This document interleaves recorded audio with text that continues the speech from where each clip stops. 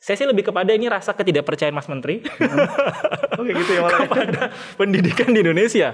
Kepada pendidikannya ya. Pendidikan dong, pendidikan. Apakah pendidikannya sudah baik atau belum? Ya, Bapak Ibu guru ya, iya kan? Iya dong, masa enggak? Ya kali nggak kuy. AN ini bukan cuma buat siswa, Terus? tapi buat guru Oh juga. guru juga. Nah, ini Bapak Ibu guru Heeh. juga harus ikut AN. Oh gitu ya. Kalau kuliah itu bukanlah fokus ke IPK. Kutip sedikit ya, Oke. ke IPK. Namun bagaimana caranya anak Bapak Ibu sekalian bisa berkembang di sana dengan cara bersosialisasi. Ajaklah untuk kuliah. SMK aja bisa, tapi belum cukup. Seperti itu. Oke, terima kasih. Pertanyaan terakhir Mas Bray, berapa Masih- sih gaji dosen? Oke, closing.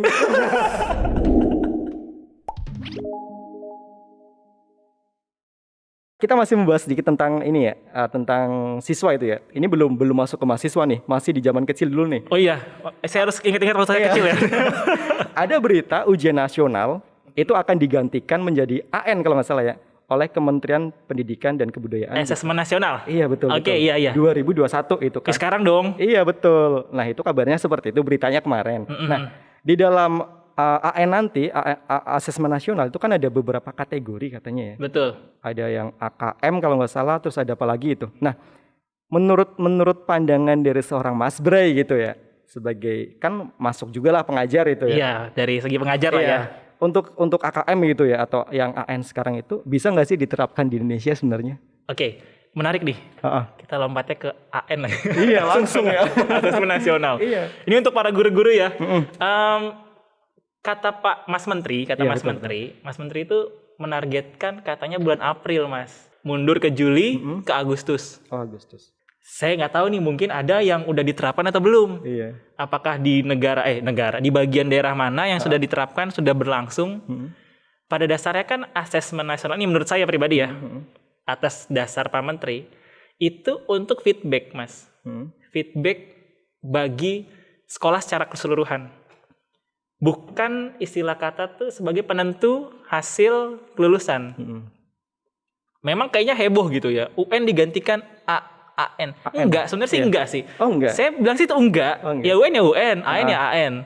Mungkin yang menggantikan UN yang lain. Kalau AN kan lebih kepada feedback atau bagaimana cara si pemerintah melihat kinerja pengajar, guru-guru, lalu evaluasi kurikulum, pembelajaran di lapangan.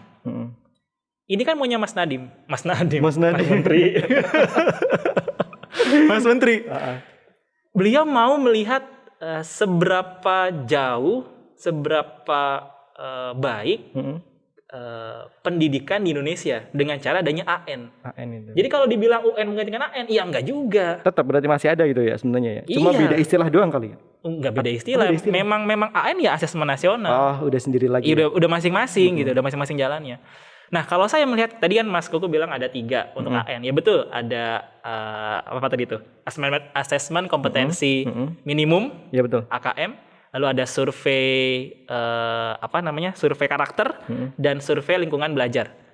3 ya. Iya, oke. 3 hal itu maunya Mas Menteri outputnya ya bisa melihat ini sekolah kurikulumnya benar atau enggak, Oke. pembelajarannya baik atau enggak. Makanya ada istilah kata survei di sana. Oke. Survei karakter si siswanya atas hasil kurikulum yang dibuat dan pembelajaran dipraktekkan. Dan ada juga namanya survei lingkungan belajar.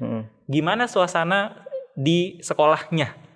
Oke. Kalau misalnya sedikit dijeda dulu masalah kurikulum itu ya. Kurikulum kan otomatis semua sekolah itu kan satu Indonesia sama itu ya. Iya. Nah, ketika dari sekolah tersebut nih nanti dinyatakan ternyata kurikulumnya nggak berjalan nih di sekolah A, itu nanti ada ini lagi nggak? Ada apa namanya?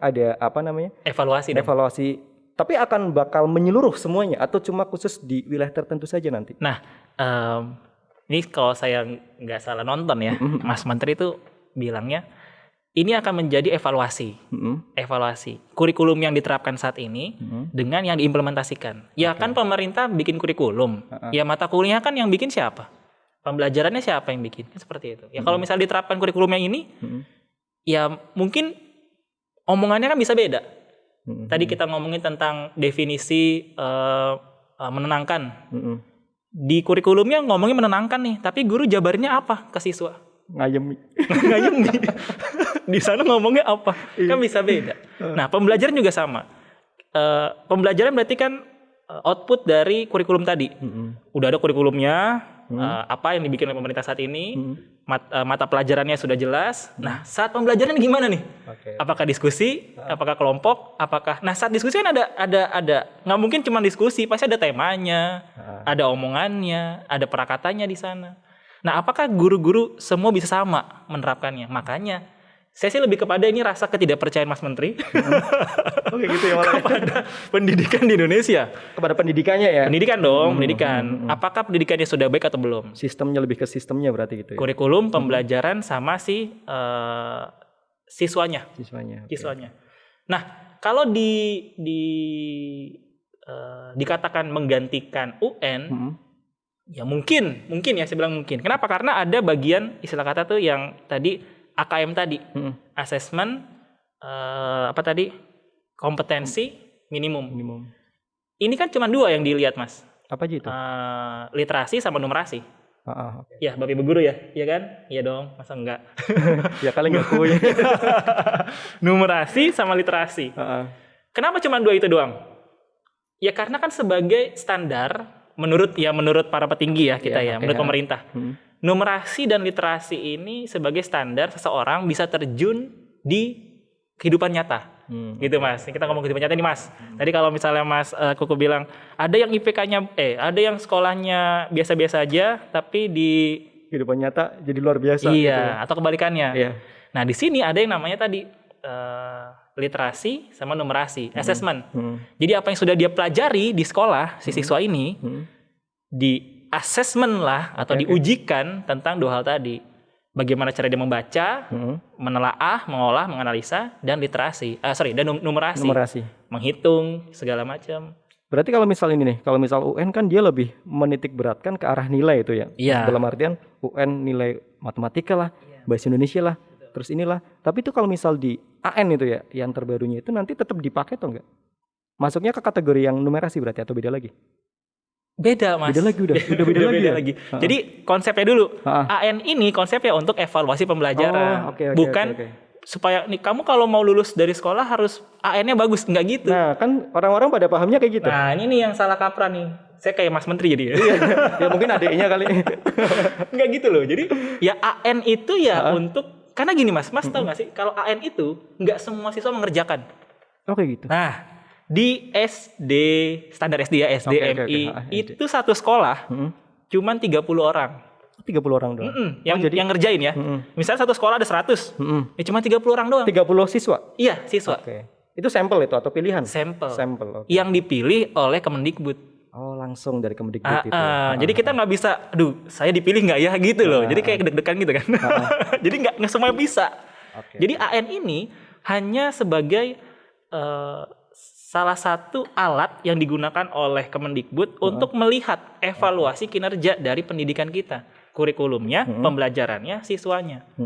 Jadi bukan mengatakan semuanya bakal dapat AN, enggak. Nah, itu kan orang-orang taunya atau mungkin yang cuma sekilas baca doang gitu ya, baca headline di berita.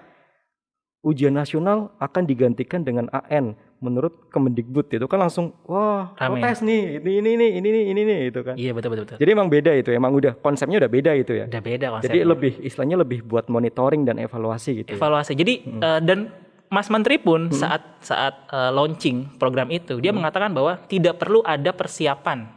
Oh kayak gitu? Iya. Tonton YouTube-nya deh Kemendikbud. Tidak perlu ada persiapan untuk AN. Nggak perlu ikut bimbel, sampai bilang gitu loh. Nggak perlu ikut bimbel. Nah, tandanya apa?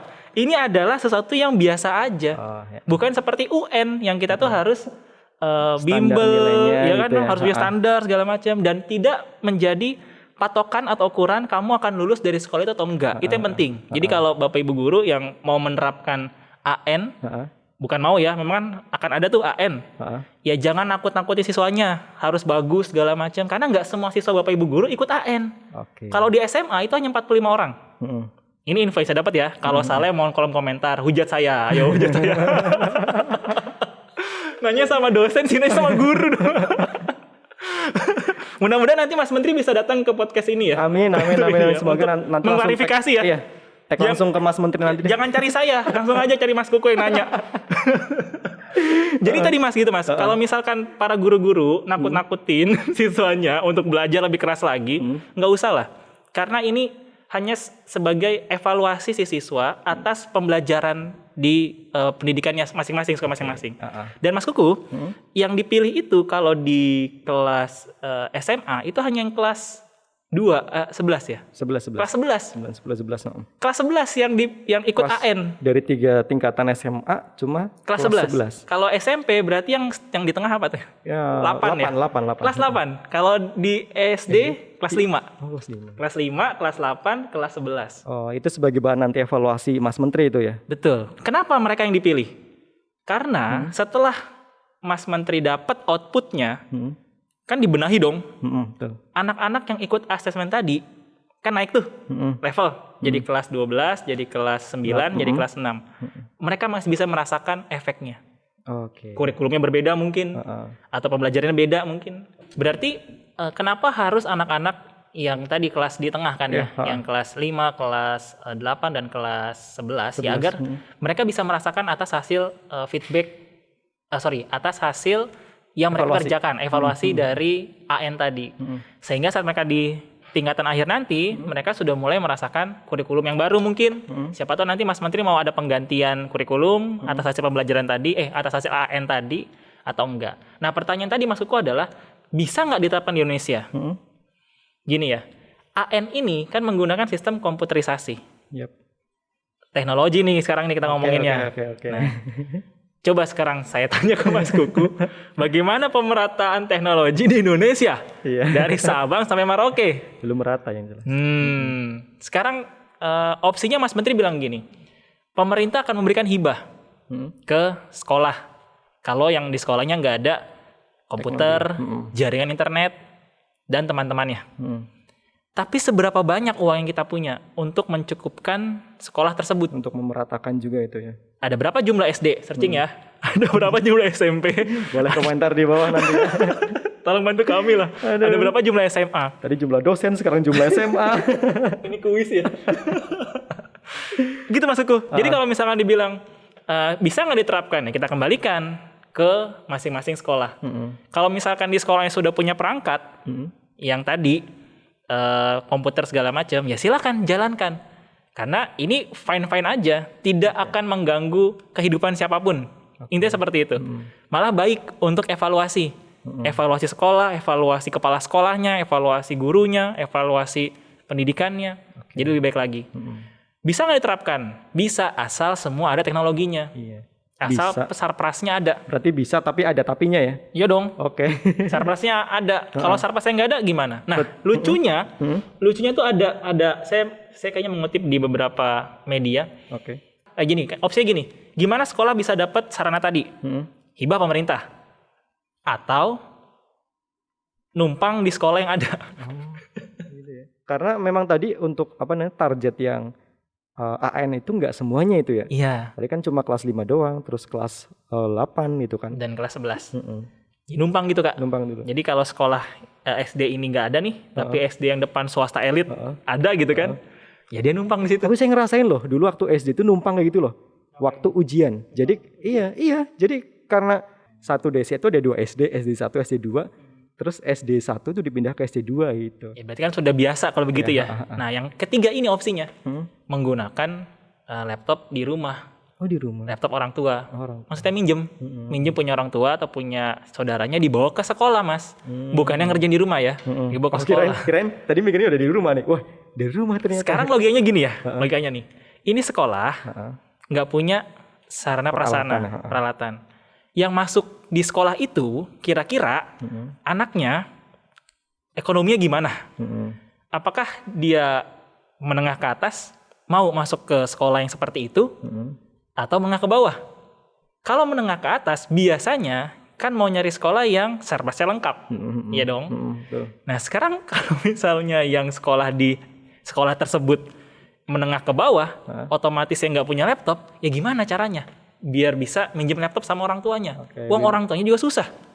Kan gitu pertanyaannya. Win-win solusi gitu ya. Nah, jadi kalau memang membuat sebuah kebijakan atau ada sebuah program, ya penuhi dulu sarprasnya. Oke. Kalau misalkan sarprasnya nggak bisa jalan, ya mau gimana terlaksana merata gitu kan ya. Atau misalkan AN-nya dibuat ujian di rumah. Ujian di rumah. Bingung lagi mikir yang lain. Di rumah tapi Zoom-nya aktifkan ya itu ya. Kalau misal dosen kan kayak gitu biasanya. Kita UAS nih. Iya. Tapi by Zoom tapi aktifkan kamera ya itu. Iya, ada Diem begitu. di depan kamera terus dipakai foto aja udah buat wallpaper. Iya betul. Nah tapi Mas Kuku, AN ini bukan cuman buat siswa, Terus? tapi buat guru juga. Oh, guru juga. Nah ini Bapak Ibu guru juga harus ikut AN. Oh gitu ya. Jadi dua target nih. AN-nya itu kalau guru yang survei lingkungan belajar. Nah kalau itu bisa dilaksanakan di rumah. Oke. Kalau SLB, survei lingkungan belajar. Oh jadi aneh ya. Survei lingkungan belajar pokoknya ya. Untuk yang itu pokoknya bisa dilakukan di rumah. Karena itu untuk guru. Yang SLB itu ya. Iya dan juga untuk siswa. Untuk siswa Kalau siswa juga? tiga-tiganya, kalau guru ya itu aja satu. Oh yang tadi SLB doang itu.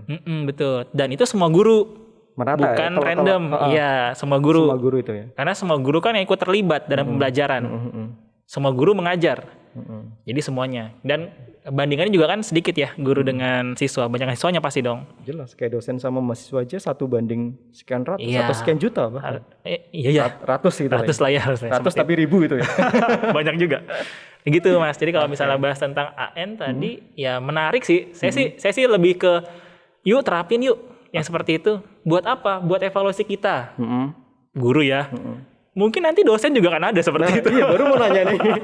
Apakah hal yang sedemikian juga bakal diterapkan di lingkungan mahasiswa itu? Ada kemungkinan nggak, Mas Bray? Bisa jadi. Bisa jadi. Nih, Mas Kuku. Kemarin kan tahun 2015 dosen itu minimal harus S2. Oke. Sebelumnya dosen itu boleh S1. S1. 2015. Itu pas saya mau jadi dosen. Mau dosen. Saya masih kuliah. Mau diangkat jadi dosen. Harus S2. Panik dong. Langsung ngejar S2 nih. Kuliah dan agak kuliah untuk beasiswa. Nah, sekarang guru coba deh cek. Harus S2 loh. Oh, sekarang guru harus S2. Nah, siap-siap nih guru-guru dan harus linear. Widih. Guru-guru nih. Jadi kalau Bapak Ibu guru yang mau ikut sergur ya, itu harus S2 loh. Berarti ini, kalau misal kan harus linear gitu ya. Kalau misal dosen dia ternyata S2-nya nggak linear, berarti harus dilinearkan juga dong. Nah itu beda lagi Oh tuh. beda lagi. kebijakan. Apakah ada pengaruhnya? Lebih ke pengajaran. Pengajaran. Lebih ke sorry. Lebih ke saat pemenuhan KUM tadi. Oh, yang Pemenuhan tadi ya. pangkat tadi. Kepangkatan tadi ya. Kalau ini baru info ya. Nanti kan launching Mas Menteri lah yang tadi yang. Biar yang klarifikasi Mas Menteri itu ya. Saya kan baru info doang, Iya. ngasih isu. Jadi Bapak Ibu guru yang sekarang masih S1 levelnya, buru-buru kuliah S2. Karena udah mau ngikutin dosen, pengajar rata S2. Nah, Tapi tetap nanti nunggu info resmi dari Mas Menteri pasti itu ya. dong, Oke, pasti. oke. Tandanya apa? Tandanya kalau yang tadinya guru bisa ngikutin dosen, nah berarti kan sekarang juga sama. Dosen juga bisa ngikutin guru nih. Terkait AN ya. Terkait AN, Asesmen Nasional. Buat mahasiswa misalkan. Cuma rasa-rasanya sih yang ini pun produknya belum berhasil gitu. Maksudnya belum jalan gitu kan. Pilot project gitu ya. Kalau ini udah oke, bisa jadi nanti dosen. Naik ke level siap-siap. atas gitu Betul. ya. Oke. Cuma kalau dosen ya juga pasti di setiap perguruan tinggi juga di-push oleh rektoratnya untuk punya sertifikasi kan. Betul. Tapi bedanya ini kan lebih kepada evaluasi pembelajaran. AN ini ya. Evaluasi pembelajaran. Bagaimana kampusnya, bagaimana akreditasinya, kurikulumnya, segala macamnya. Oke, Mas Bray, mungkin udah agak panjang ya untuk yang masalah AN ya, informasi AN. Sekarang kita kembali ke lingkup mahasiswa nih. Ayo dong. Kita kembali langsung buka. Satu pertanyaan, mengapa ada IPK di dunia ini? Waduh. Iya sih ya. Mumpung sama dosen nih, langsung nanya nih. Iya. Ini mewakili perasaan semua mahasiswa Indonesia. Iya betul. Menurut saya, Iya, opini ya. Oke. Kalau ada yang beda ya nggak apa-apa lah. Opini. Menurut saya, IPK itu sebagai standar atau patokan dasar tadi kita bilang. Bagaimana Anda dinyatakan lulus atau tidak? Bagaimana Anda diterima di pekerjaan atau tidak? Itu standarnya. Kalau misalkan tadi pertanyaan apa? mengapa di dunia Mengapa ini ada IPK. Iya. Kalau misalkan itu tidak ada, bagaimana cara pendidikan menentukan standar apakah anak ini lulus atau tidak, baik atau tidak, diterima atau tidak dengan angka 0 sampai 4 tadi ya. 0 sampai 4, oke. Iya, ini salah satu contoh acuan yang dari dulu ya masih bisa diterapkan, masih bisa diterapkan. Kalau kita ingat dulu tuh kita waktu SD malah kalau zamannya sekolah itu ranking ya, ranking. waktu dulu namanya catur wulan. Rasain nggak cau? Iya, cau Rasain 1, ya? Cau 2 itu. Ranking kan 1, 2, 3. Tapi kok kesini kayaknya ranking udah nggak ada. Udah nggak ada, udah hilang malah itu. Iya kan ya, itu di sekolah tuh. Karena banyak anak-anak yang stres katanya. Stres kadang-kadang orang tuanya menekan segala macam. Tapi kalau misal anaknya ranking 1, orang tuanya bangga tuh. Iya, bangga. Langsung gitu. Jadi tekanannya banyak, tekanan ranking sama tekanan UN. Oke. Gitu kan kalau anak-anak ya. Nah, kalau yang di mahasiswa sekarang memang tekanan juga banyak, tekanan IPK sama tekanan skripsi atau TA atau tesis lah segala macam disertasi. Cuma pakem IPK ini masih belum bisa kita geser.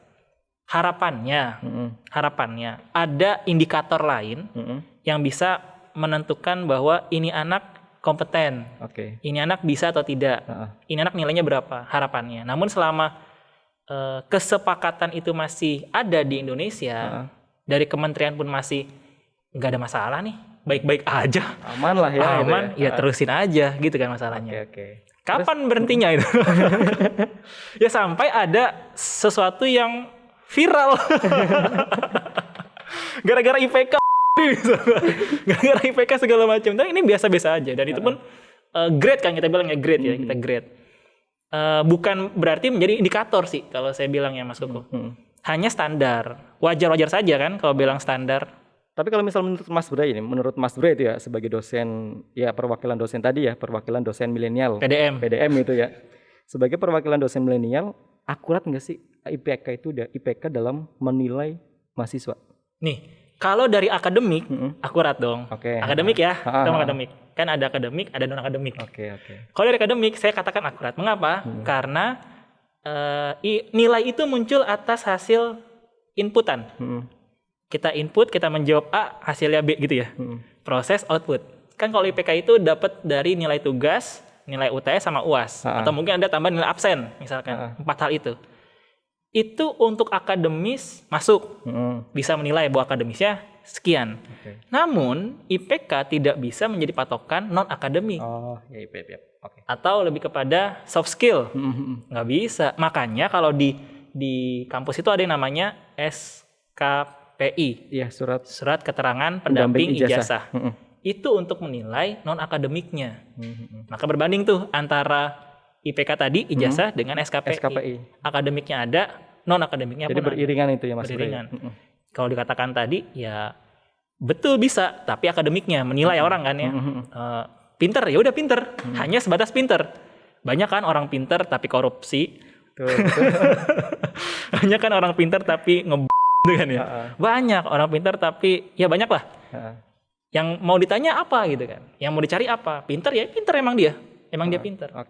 Sekarang ini kita lanjut, tadi kan udah SD nih, SD udah, SMP udah, SMK udah, guru sudah, dosen sudah, mahasiswa sudah. Sekarang masuk ke dunia kerja nih. Sekarang nih kalau misal perusahaan mencari karyawan, pasti dia akan mencantumkan bahwa minimal IPK 2,75 itu ya, paling rendah itu ya.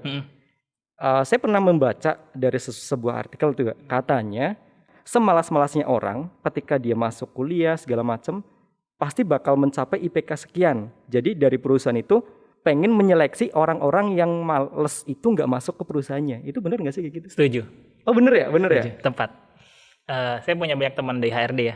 HRD. Mereka bilang gini, punya nggak lulusan Nusa Mandiri? Banyak lah. Mau di bidang apa gitu kan? IT, ya udah.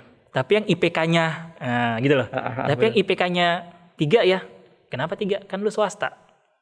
Jadi ada dua pandangan nih Mas. Jadi dari perusahaan itu, kalau dari anak-anak lulusan swasta, kampus swasta, minimal 3, nggak 2,75. Swasta 3 ya. 3. Tapi kalau negeri 2,75. Itu patokannya, pakemnya. Oh gitu, ya udah ada. Tapi kenapa IPK yang dicari? Benar tadi kata Mas Kuku. Iya makanya. Karena ya kita cari yang rajin. Iya betul. Kami cari yang rajin. Kenapa dianggap rajin? Karena betul tadi Mas Kuku bilang, kalau misalkan dia ngejar nilai, kan tadi nilai itu terbentuk dari nilai tugas, nilai UTS, nilai UAS, ya dong, nama nilai absen. Ya, oke. Biar dapat nilai 80, kan dia absen harus masuk terus. Betul. Ya dong. Masuk. Harus ngerjain tugas terus dong. Oke. Harus ikut UTS sama UAS. Itu kan standar tuh, standar dia rajin. Kalau dia males, ngapain masuk? Betul. Ngapain ngerjain tugas? Males ah. Oke. Dua udah hilang ya poinnya. Hilang, tinggal UTS sama UAS. Bisa nggak dapat nilai IPK bagus?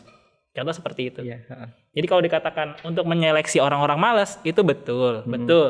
Namun kalau secara apa ya bahasanya, bahasa perusahaan ya, dia mau cari yang kompeten. Bukan bahasa yang malas ya, yang kompeten. Dengan standar.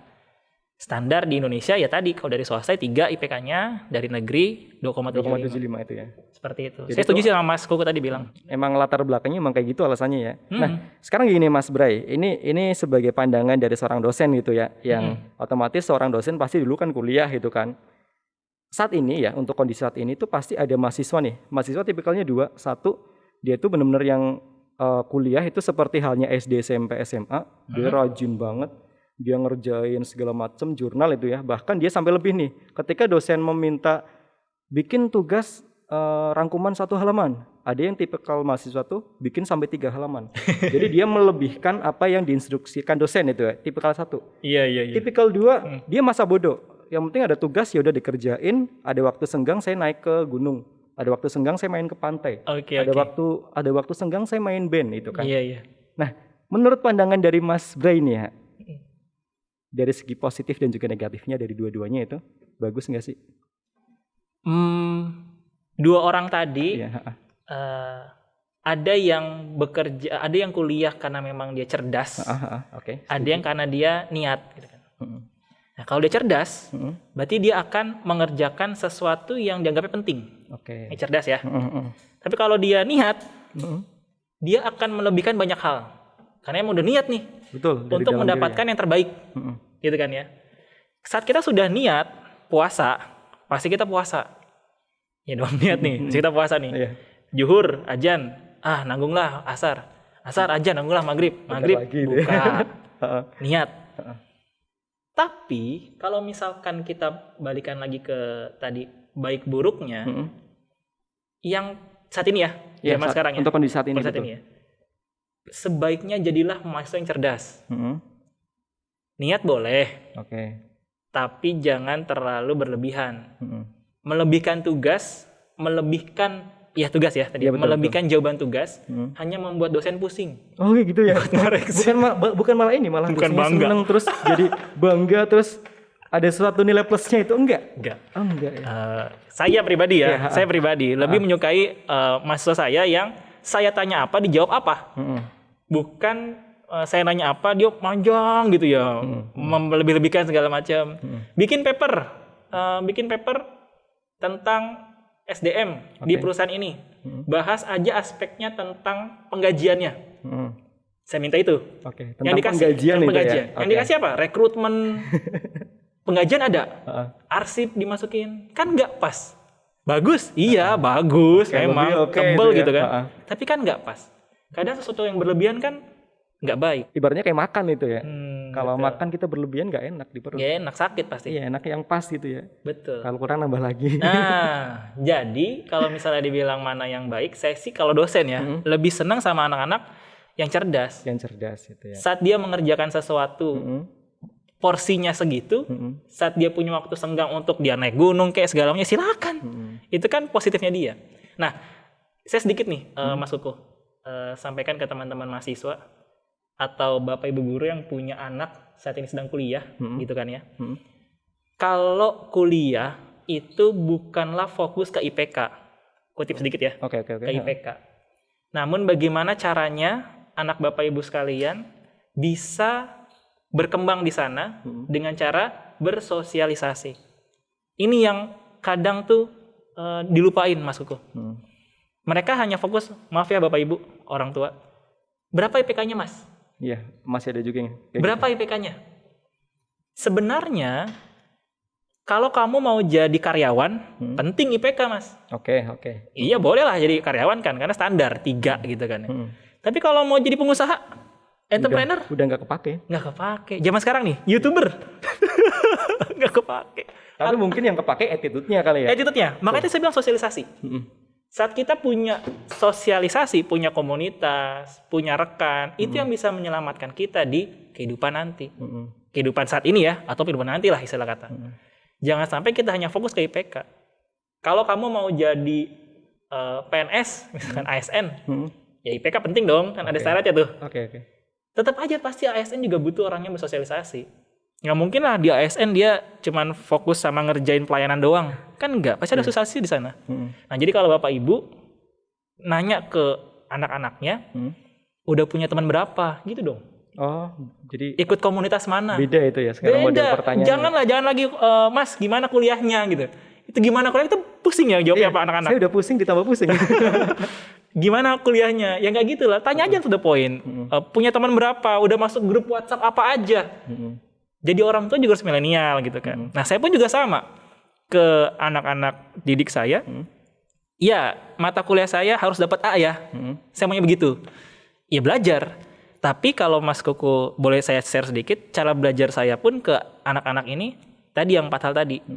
Saya bikin konten YouTube, dia lihat konten saya, dia dengar konten saya, dan dia rangkum konten saya, lalu dia praktekkan lagi. Dia bikin sendiri yang saya katakan. Kan 4 hal tadi itu ya. Akhirnya, mereka punya YouTube sekarang yang banyak nih. Punya banyak YouTube, dan mereka ngerti. Mudah-mudahan hasilnya A semua ya nilainya kan. Amin, harus amin. UTS atau UAS kan. Iya. Karena kan saya sudah menerapkan yang 4 hal tadi. Ntar kita lihat deh hasilnya apa. Nah Bapak Ibu juga sama. Dosen yang lainnya ya. Boleh kita fokus di mata kuliah kita. Tapi jangan lupa anak-anak kita itu punya bakat. Anak-anak kita itu punya hasrat untuk berkembang. Bukan hanya kita mendidik, mengajarkan, nyuapin gitu ya. Tapi kita harus mengembangkan dia. Ajakkan anak itu lomba, ikut komunitas, ngerjain A, B, C, project bareng penelitian misalkan kalau mau fokus di akademik. Jadi jangan hanya fokusnya IPK-nya berapa. Tadi UTS berapa nilainya? Nah, kan lucu tuh. Enggak, penting Mas. Penting. Okay. Cuma jangan terlalu concern ke sana gitu loh. Jadi fokusnya jangan terlalu ke sana. Sehingga anak-anaknya atau mahasiswa tuh bisa terbuka nih pikirannya. Oh, ternyata orang tua atau keluarga saya mensupport saya untuk berkembang menjadi A, jadi B. Mau jadi pengusaha, mau jadi entrepreneur, mau jadi apa, mau jadi karyawan segala macam disupport ke situ. Jadi dari statementnya Mas Bre nih, saya dapat satu kesimpulan bahwa belajar itu ada triknya. Triknya itu yang satu taat, terus juga teratur, kemudian juga patuh di sekolah gitu ya. Iya. Tapi selain itu juga harus berontak. Berontak itu dalam artian berontaklah kalian belajar dari internet, kalian belajar dari sosialisasi, kalian belajar dari kelompok, dari komunitas gitu ya. Jadi nggak cuma kita, yaudah sekolah, pendidikan di sekolah doang, itu nggak. Sekarang udah nggak kayak gitu ya jawabannya. Nggak gitu dong. Udah ya. Betul, saya sepakat sama Mas Koko. Boleh sekolah atau kampus punya kurikulum boleh, diterapkan boleh. Namun kan nggak 24 jam si anak begitu terus. Iya betul. Nggak 24 jam dia ngerjain MTK terus. Kasih dia kesempatan untuk bakatnya apa? Nyanyi, nari, motoriknya gimana? Geraknya tuh seperti apa? Apalagi lagi pandemi gini ya Mas ya. Maksudnya ya udah di laptop aja ngapa-ngapain, nggak boleh keluar segala macam. Bikin hal yang menarik di rumah. Yang bermanfaat itu. Yang bermanfaat. Itu maksudnya berontak itu bukan berarti kita jadi berandal ya. Iya, beda konsep ini ya. Tapi lebih mendobrak gitu maksudnya. Dobrak lah kalau kamu tuh punya passion apa. Mas Kuku misalkan suka apa Mas? Kalau saya lebih di dunia multimedia sih sebenarnya. Bukan entertain ya kayak saya ya, bukan ya? Bukan. Multimedia. Hampir. Oh, hampir. Tapi nggak kesampaian. Nah, sekolahnya apa? Sekolahnya apa nih? SMA atau SMA-nya apa? SMA-nya IPS. Multimedia. Bukan multimedia? Bukan IPS. IPS. Saya orang sejarah. Kuliahnya? Kuliahnya Multimedia. IT. IT.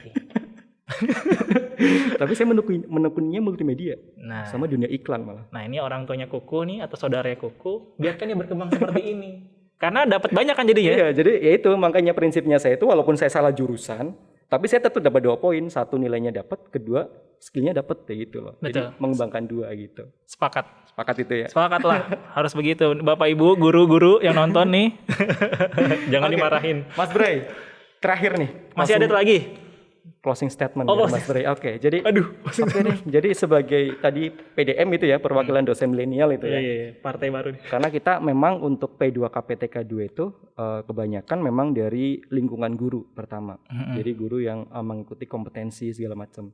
Boleh Mas Bray sedikit kasih motivasinya atau sedikit pengalamannya itu ya untuk yang hari ini sedang nonton, biar kedepannya ada sesuatu hal yang bisa diambil dan juga bisa berubah. Terutama untuk anak-anak SMK. Nah mungkin Mas Bray silahkan diberikan kesempatan untuk memberikan sedikit motivasinya. Widih, sebelumnya saya tidak tanpa mengurangi rasa hormat kepada Bapak Mario Teguh dan juga teman-teman yang lain yang memang dia motivator gitu ya.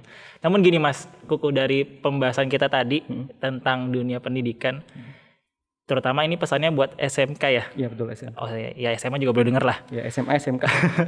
Kalau SMK, untuk teman-teman SMK, adik-adik SMK, jangan terlalu fokus nih ya, ini dari saya loh, terserah deh gimana kata orang. Jangan terlalu fokus dengan kejuruannya. Nih ya, saya berontak nih.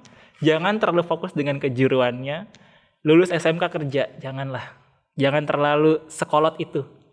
Memang prototipenya adalah orang-orang yang SMK pasti bisa kerja. Betul. Kan slogannya SMK bisa. Bisa kerja. Namun kita harus berpikir realistis lagi bahwa dunia kerja itu memerlukan pendidikan. Dunia kerja tidak hanya sebatas belajar 12 tahun. Namun belajar seumur hidup. Kenapa ada bangku perkuliahan? Kalau misalkan SMK juga bisa kuliah. Iya. Kenapa pemerintah mendirikan perguruan tinggi negeri? Kalau SMK juga bisa kuliah. Nah, jadi tolonglah jangan terlalu kolot bahwa SMK pasti bisa kerja. Benar bisa kerja. Namun mau kerja yang seperti apa? Mudah-mudahan dapat kerja yang baik gitu kan. Amin. Namun saran saya yuk kuliah. Ini buat SMK, SMA juga sama. Bukan karena saya basic dosen, bukan. Karena memang kebutuhannya saat ini untuk kuliah. 12 tahun belajar masih kurang. Tambah D3 misalkan, atau S1 misalkan, masih kurang. S2 misalkan. Sebisa mungkin kita belajar. Memang sih adik-adik belajar bisa dari manapun saat ini ya. Namun ini Indonesia. Kita butuh label untuk 1, dipandang, 2, diakui, 3, diterima. Mau yang mana? Kalau kita nggak punya itu, kita akan sulit untuk dipandang, Mas Kuku. Akan sulit untuk diterima dan akan sulit untuk diakui. Nah, jadi adik-adik SMA, SMK, terutama SMK ya, SMK betul. yang slogannya pasti bisa kerja, Betul. yuk kuliah mendingan deh. Karena kalau sekarang kerja di masa pandemi, lagi banyak yang di PHK. Iya. Apalagi kuliahnya sambil kerja ya, lebih masuk ya. Lebih masuk. Oke. Kalau misalkan mau kuliah sambil kerja lebih baik. Tapi basically, yuk kuliah. Intinya seperti itu ya Mas ya. Oke. Bapak Ibu guru, SMA, SMK, tolong buka wawasannya, anak-anak didiknya untuk bisa melanjutkan pendidikannya. Karena sepandai-pandainya anak SMK pasti ada lalainya. Sepandai-pandainya dosen juga pasti ada lalainya. Namun kita kan di sini ingin mendekatkan diri ya, meningkatkan diri. Tidak ada salahnya kok untuk belajar. Kendalanya biaya. Zaman sekarang beasiswa banyak, beasiswa KIP, beasiswa KJMU, beasiswa hebat, banyak lah pokoknya lah, banyak beasiswa.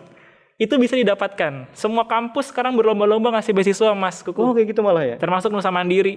Ada beasiswa KIP, beasiswa hebat, 100% kuliah, beasiswa relasi, banyak lah pokoknya. Jadi please tolong arahkan ke anak-anak didiknya. Orang tua juga sama, kalau ada orang tua yang denger ini ya, nonton ini ya. Ajaklah untuk kuliah. SMK aja bisa, tapi belum cukup. Seperti itu. Oke, terima kasih Mas Bray atas kesempatannya sudah hadir dan juga menyapa Sobat P2 KPTK 2. Jadi Sobat Kompeten, terima kasih juga. Ini ada Mas Bray, dosen milenial muda. Bukan, tadi perwakilan dosen milenial ya. PDM itu ya. Oke, untuk menutup pertemuan kita kali ini, satu pertanyaan terakhir Mas Bray, berapa sih gaji dosen? Oke, closing.